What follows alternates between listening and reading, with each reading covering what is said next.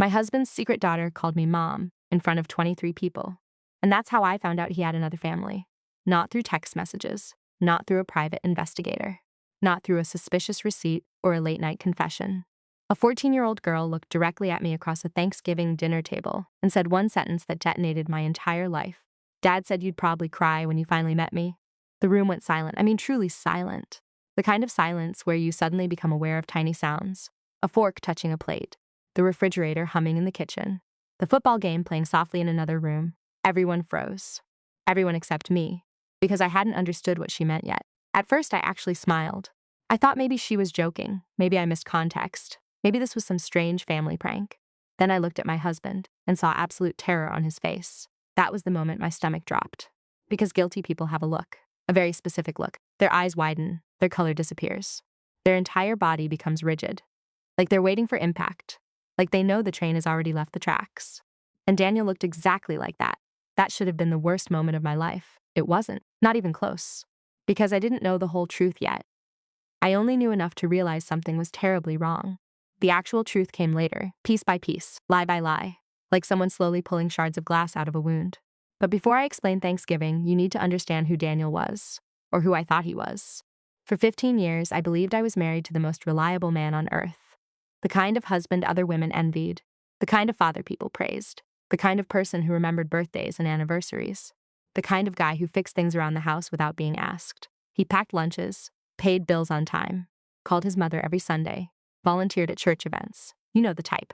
The man everyone points at and says, "Why can't more men be like him?" Turns out they can.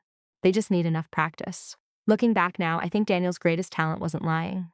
It was consistency. Bad liars get caught because they make mistakes. Great liars create routines. Predictable routines. Comfortable routines. Routines that become invisible. And Daniel was a master. At 37, I genuinely believed I knew everything about him. His favorite movie, his coffee order, his childhood stories, the scar on his left shoulder from falling off a bike when he was 9. I knew every detail.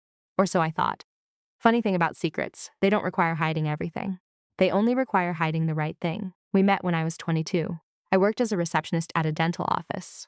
Daniel delivered medical equipment, nothing romantic, nothing cinematic, just normal, which honestly made it feel more real. He wasn't charming in a movie star way. He wasn't flashy. He wasn't rich.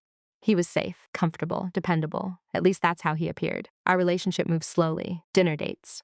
Weekend trips, long conversations, small apartment, shared dreams, normal life. The kind of relationship that doesn't generate exciting stories. The kind that feels permanent. We married 3 years later, bought a modest house, had 2 kids, built a life, nothing extraordinary. And I loved that. Ordinary felt beautiful, especially after growing up in chaos. My parents fought constantly. My father cheated repeatedly. My mother stayed repeatedly. The entire marriage was one long disaster that somehow lasted 30 years. I swore I'd never live like that. I wanted stability, peace, trust, and for a long time I genuinely believed I'd found it. Then there was Daniel's job. Looking back, his career gave him the perfect cover. Regional sales manager, lots of travel, lots of conferences, lots of overnight trips. At the time it seemed normal. Successful professionals travel. That's life. I never questioned it. Why would I? Trust isn't supposed to feel like detective work. Besides, Daniel was careful. Very careful. He called regularly, texted constantly, brought gifts home, remembered details from conversations. There were no obvious warning signs, no lipstick, no mysterious perfume, no hidden phones, nothing. Just normal life. And normal life is dangerous because it puts you to sleep. Around year 8 of our marriage, something changed. Not dramatically, subtly. Daniel started volunteering for additional travel assignments. Nothing suspicious. Just more frequent. A few extra days here and there, new territories. New clients, more responsibility, more income. At least that was the explanation. And honestly, I was proud of him. That's the embarrassing part. I bragged about him. I told friends how hard he worked, how dedicated he was, how much he sacrificed for our family. God, I practically helped write the lie. If somebody had told me then that my husband was living a double life, I would have laughed. Not because he was incapable. Because I was certain, absolutely certain. Certainty is dangerous. The first tiny crack appeared 4 years before Thanksgiving. I remember the exact day, a Thursday, rainy, cold. One of those gray afternoons where everything feels sleepy. Daniel left his laptop open on the kitchen counter while taking a phone call outside. Again, nothing unusual. Until an email notification appeared. The subject line caught my attention. School performance update. School performance? We had 2 children. Neither attended the school listed. I stared at the screen, confused. Not suspicious, just confused. The email disappeared before I could read more. When Daniel returned, I mentioned it casually. His reaction lasted less than a second, but it happened. A flash of panic, tiny, almost invisible, then it vanished. Wrong recipient, he said immediately, then he smiled. Then he kissed my forehead. Then he changed the subject, and I let it go. Because that's what people do when they trust someone. We let things go. Years later, I would remember that email and hate myself. Not because I missed a clue, because I ignored my instincts. The body notices things before the mind catches up. Mine had noticed. I simply didn't listen. Another strange moment happened 2 years later. Daniel received a phone call during our son's baseball game. He stepped away immediately. Again, nothing unusual. People take calls. Life happens. Except when he returned, he looked emotional. Actually emotional. Like he'd been crying. I asked if everything was okay. He nodded. Too quickly. Then he sat through the rest of the game staring into space. I remember touching his arm. Seriously, what's wrong? He smiled that familiar smile, the one I trusted. Just work stuff. Work stuff. It's amazing how many betrayals hide behind those 2 words. But again, I believed him. Because I wanted to. That's another ugly truth nobody talks about. Sometimes victims participate in their own deception. Not intentionally. Not knowingly. But because the alternative is terrifying. The alternative requires admitting the person you love might not be who they claim to be. Most people avoid that realization for as long as possible. I certainly did. Life continued. Birthdays, vacations, school events, mortgage payments, family dinners, normal, and then came Thanksgiving.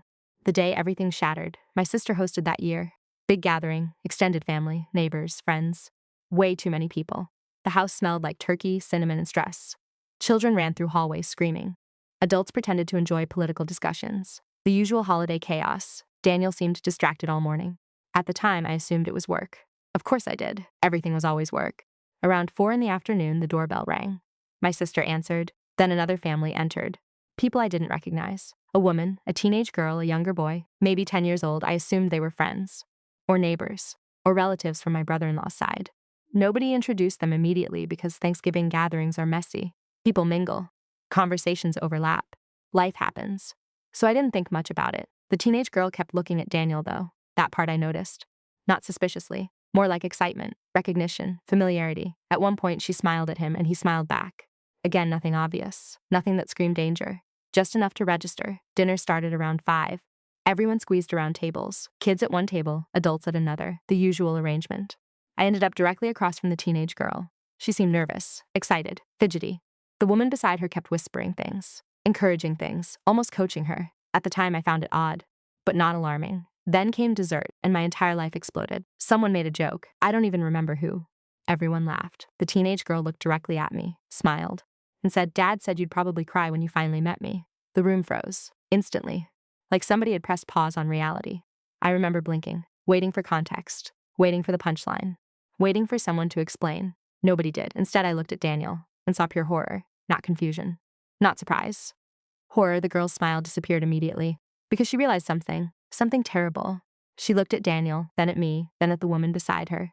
The woman's face had gone white, absolutely white. And suddenly, every single person at that table understood something except me. That realization was almost worse than the truth itself. Because everyone looked terrified. Everyone. Including the girl, including the woman, including Daniel, including my sister. And I was the only person still trying to figure out why. Then the girl spoke again, quietly this time, almost whispering. "She doesn't know." Nobody answered, nobody moved, nobody breathed. And that's when I felt it. That horrible feeling. The one that starts in your stomach and spreads everywhere. The feeling that your life is about to divide into 2 parts, for this moment and after. I looked at Daniel. "Know what?" He didn't answer. The woman beside the girl started crying, actually crying, tears immediately. No hesitation, no delay, just instant tears, which somehow made everything worse. Because innocent situations don't produce tears. Innocent situations don't terrify entire rooms. Innocent situations don't make husbands look like they're about to collapse. I stood up slowly. My heart was pounding so hard I could hear it. "Daniel." Still nothing. Then the teenage girl said the sentence that changed everything. The sentence that would destroy 15 years of marriage. The sentence that would explain every business trip, every strange phone call, every missing piece, every lie. She looked directly at me, confused, scared. And completely unaware she'd just detonated a bomb. Then she asked, "Wait, you don't know he's my dad?" And suddenly, the entire room erupted into chaos. The room exploded, not physically, emotionally. The kind of chaos that happens when a secret gets dragged into daylight before anyone has time to prepare a lie. Everyone started talking at once. My sister stood up. The woman was crying. The teenage girl looked terrified. People were asking questions. People were whispering. People were staring at Daniel. And through all of it, I couldn't hear a single word because my brain had latched onto one sentence. You don't know he's my dad? Everything else became background noise. I remember looking at Daniel, just staring at him, waiting, begging, praying for him to laugh, for him to say it was some misunderstanding, for him to explain anything. Instead, he looked away.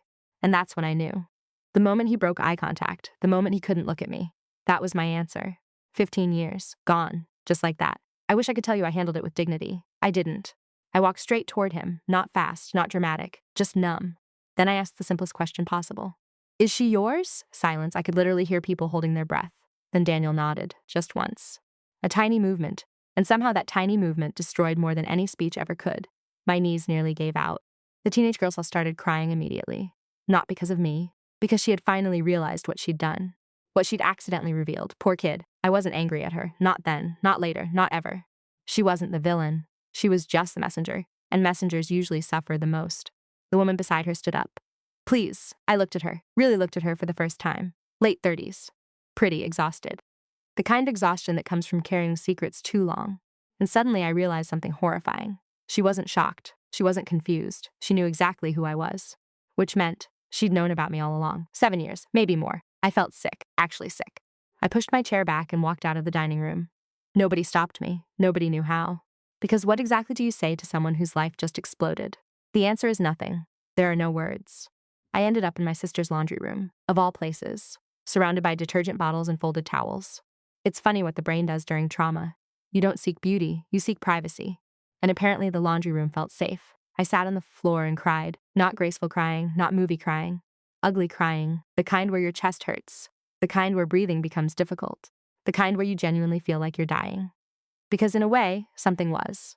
The version of my life I believed in, the version of my marriage, the version of my husband, all dead. I don't know how long I sat there, maybe 15 minutes, maybe 30. Eventually the door opened. Daniel walked in. Of course he did, always late.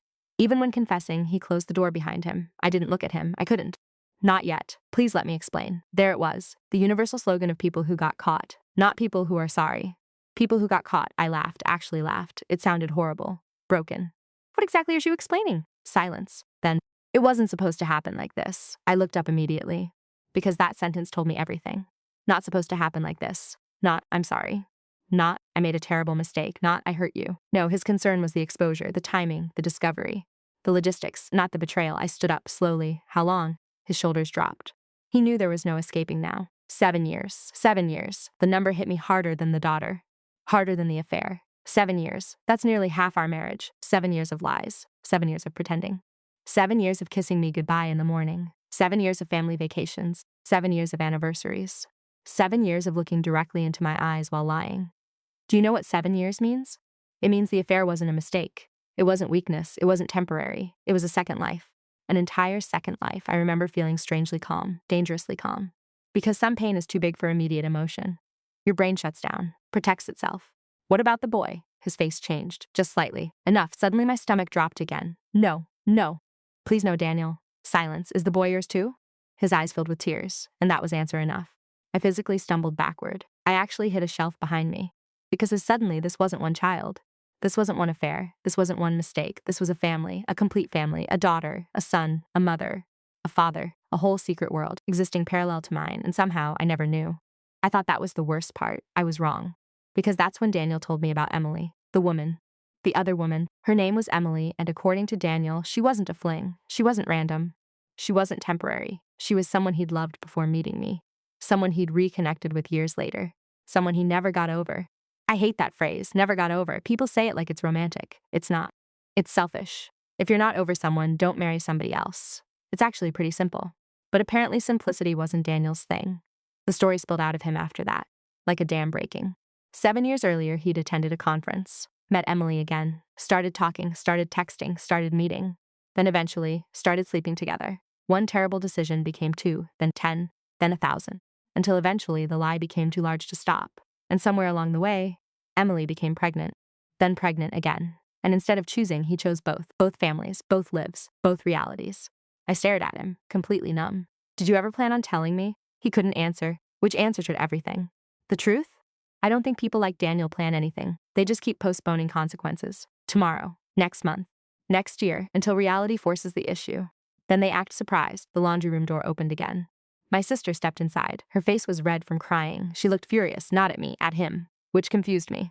At first. Then she said something unexpected. Something that changed everything. You told her it was only one kid? Daniel froze, the room froze, even I froze. Because suddenly I realized my sister knew things I didn't, lots of things. And she was angry. Very angry. Tell her everything, she snapped. Daniel looked terrified, actually terrified. And for the first time that day, I felt fear too, because there was apparently more, much more. My sister looked at me. And what she said next nearly stopped my heart. He's not just hiding another family. Silence. Then he's been taking money from yours. The room went completely still. I blinked once, twice, 3 times, trying to understand. What? Daniel immediately stepped forward. Don't. My sister ignored him. Good. For once somebody did. Tell her about the accounts. So my stomach dropped. Accounts? What accounts? Daniel's face had gone pale, really pale, and suddenly I knew. The affair wasn't the biggest secret. The family wasn't the biggest secret. There was something else. Something financial, something serious. And judging by Daniel's expression, something catastrophic. I turned toward him slowly. What accounts? He didn't answer. That terrified me, because people can explain affairs. People can explain lies. But when someone refuses to explain money, the truth is usually ugly, very ugly. My sister folded her arms. You know those extra business trips? I nodded. Most of them weren't business. Of course they weren't. At this point, I would have been shocked if they were. Then she continued. He bought Emily a house. The words landed like a punch. A house, not rent, not gifts, a house. My husband bought another woman a house. And suddenly every financial sacrifice we'd made started flashing through my mind. The vacations we'd postponed. The renovations we'd delayed. The college savings arguments. The budgeting conversations. The excuses. The constant excuses. All while he was secretly funding a second life. I looked at him, waiting, praying, hoping. For denial. There wasn't any. Because it was true. Everywhere. And somehow even that wasn't the end of it. Because my sister wasn't finished. Not even close. She took a deep breath, looked directly at Daniel, then delivered the sentence that changed everything. The sentence that would transform this story from betrayal into full-blown destruction. Tell her whose money you used. Daniel closed his eyes, and for the first time all day, I saw genuine panic, real panic, not fear of getting caught, fear of what happened next, fear of consequences, fear of exposure. And suddenly I knew. The money wasn't his, it never had been, and whatever he'd done was about to destroy far more than our marriage. Tell her whose money you used. The second my sister said that, I knew. Not the details, not the numbers. Just the truth. The money wasn't Daniel's. And somehow, deep down, I already knew exactly whose it was. Mine. The room felt smaller. The air felt heavier. I looked at Daniel. He wouldn't look at me. That told me everything. Again. 15 years together, and somehow the most honest thing my husband ever did was avoid eye contact. What money? I asked quietly. Nobody answered. I looked at my sister, then back at Daniel, then back again. And suddenly I was exhausted. Not angry, not crying, just exhausted. The kind of exhaustion that settles into your bones when reality becomes too heavy to carry. Tell me. My voice barely rose above a whisper. Daniel rubbed both hands across his face. A nervous habit. One I'd seen hundreds of times before. Funny how familiar gestures become disgusting once you know the truth. Finally, he spoke. The investment account. My stomach dropped immediately. Not because I understood, because I did. The investment account. My grandmother's inheritance. The money she'd left specifically for me. The money I'd never touched. The money I'd spent years building. The money meant for retirement, for emergencies, for our children, for our future, for the future I thought we shared. I stared at him. And for a second, my brain refused to process what he was saying. No, silence, no. Daniel closed his eyes. And that's when I knew. My legs actually gave out. I sat down on a laundry basket because it was the closest thing available. My sister immediately moved toward me. I barely noticed, because my entire world had narrowed down to one horrifying realization. The house, the cars, the vacations, the school tuition, the second life. I paid for all of it, not him, me. The inheritance my grandmother spent her life building. The inheritance she trusted me to protect. The inheritance she'd hidden from certain family members because she knew exactly how greedy people could become. Daniel stole it. Over 7 years, little by little, carefully, quietly, the same way termites destroy a house.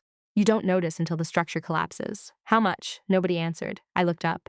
How much? This time my sister answered. Because Daniel couldn't. About $400,000. $400,000. Gone. Just gone. I actually laughed. Not because it was funny. Because my brain literally didn't know how else to react. 400,000. That wasn't an affair anymore. That wasn't cheating. That wasn't betrayal. That was theft. Massive theft. Years of theft. And suddenly every suspicious conversation made sense. Every delayed financial goal. Every postponed dream. Every excuse. All of it. A 7-year scam disguised as marriage. I looked directly at Daniel. And for the first time all day, I saw him clearly. Not my husband. Not my best friend. Not my partner. A con artist. A very patient con artist. The worst part, he started crying, actually crying, big tears, shaking voice. The whole performance. And maybe some of it was real. I honestly don't know. But all I could think was, you had 7 years to cry. 7 years, you don't get emotional now. Not after getting caught. My sister finally explained everything. Apparently, she'd discovered pieces of it months earlier. Not the affair, the money. She found unusual transfers while helping my mother organize tax documents. At first, she assumed it was a mistake. Then she dug deeper. Then she realized Daniel had been moving money through multiple accounts, slowly, carefully. Never enough to attract attention. Never enough to trigger alarms. Just enough to finance another family. And he'd been doing it for years. The reason she'd never told me, she wasn't sure. Not at first. Then Thanksgiving happened. And everything exploded before she could figure out how to say it. I wish I could tell you what happened next in exact order. I can't. Trauma scrambles memory. I remember fragments. Emily crying, Daniel begging, family members whispering, doors opening and closing, voices, arguments, confusion. The next clear memory I have is standing in my sister's driveway after dark, alone, cold, staring at my car. Trying to remember how to breathe, my phone buzzed, then buzzed again, then again. Texts, calls, voicemails, Daniel. My parents, his parents, friends, everyone suddenly wanted to talk. Amazing how many people become communicative after disaster. I ignored every single one. Then one message appeared. From the teenage girl, his daughter, the girl who accidentally exposed everything. The message was simple. 3 sentences. I'm sorry. I didn't know. I thought you already knew about us. And for some reason, that broke me more than anything else. Because she wasn't guilty. She wasn't responsible. She was a child. A child raised inside a lie, just like me. That realization haunted me for weeks. The next morning I hired an attorney. Not because I wanted revenge. Not yet. Because I wanted facts. Facts feel solid when everything else falls apart. The investigation took months. And somehow, the truth ended up being even worse than what Daniel admitted. Apparently, $400,000 wasn't the final number. Not even close. The actual amount exceeded $600,000. $600,000. Every time investigators uncovered another account, another transfer, another hidden expense, I felt physically sick. Private school tuition, vehicles, mortgage payments, medical expenses, vacations, jewelry, living expenses. All funded through money that wasn't his. Money he had no right to touch. Money he accessed through forged authorizations and manipulated financial documents. The attorneys stopped calling it marital misconduct. They started calling it fraud. That's when things became real. Very real. Daniel finally realized this wasn't ending with a divorce. This was ending with consequences. Actual consequences. And people like Daniel spend their entire lives believing consequences are for other people. The legal battle lasted nearly a year, a miserable year. Depositions, financial audits, forensic accountants. Court filings, thousands of pages of evidence, every month revealed another lie, another hidden account, another secret. At one point, investigators discovered Daniel had actually discussed marrying Emily if I ever discovered the truth. That document hit me harder than I expected. Not because it surprised me, because it confirmed something. I had never been his partner. Not really. I was infrastructure, funding, stability, the safe life. Emily got passion. I got responsibility.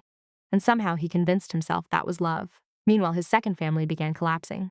Not because I attacked them, because lies require maintenance. Once the truth appears, everything starts falling apart naturally.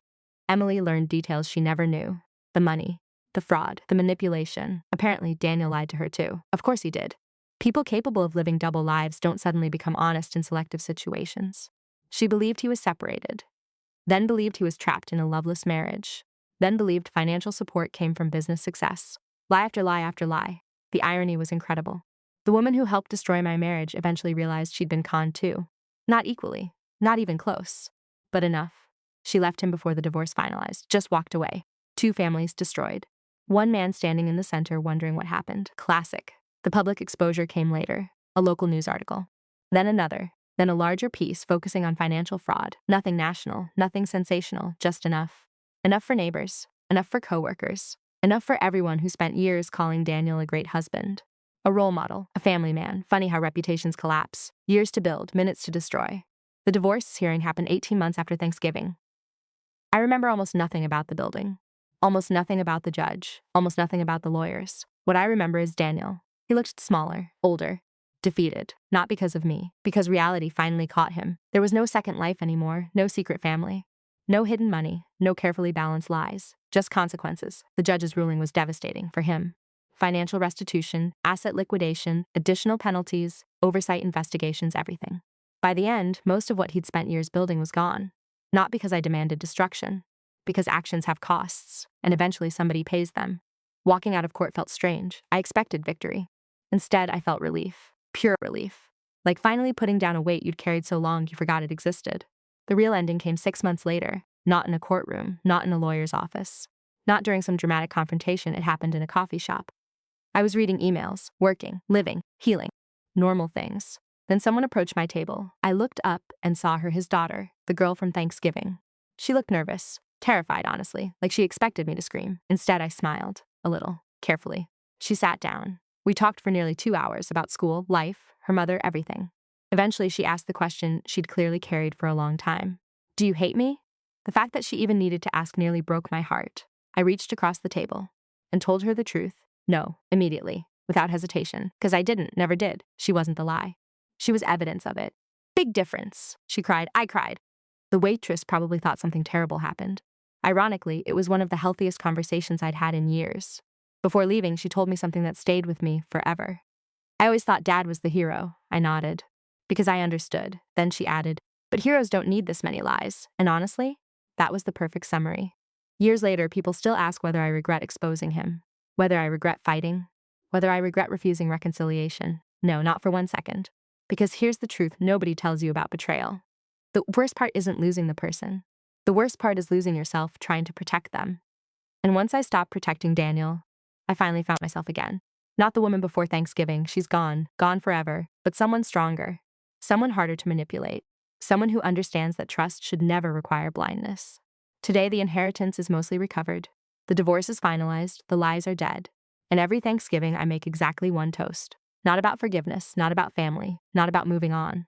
I raise my glass and quietly celebrate something much simpler. The day the truth finally walked into the room. Because painful truth is still better than a beautiful lie. And in the end, that 14-year-old girl accidentally gave me the one thing nobody else ever would. Freedom.